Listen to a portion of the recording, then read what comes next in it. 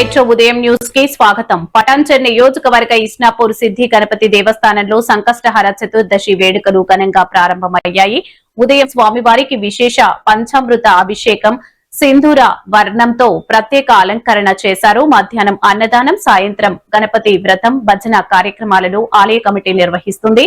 ఆలయ అర్చకులు, సిబ్బంది, చైర్మన్ హరిప్రసాద్ రెడ్డి, కమిటీ సభ్యులు, భక్తులు, గ్రామ పెద్దలు, ప్రజలు తదితరులు పాల్గొన్నారు.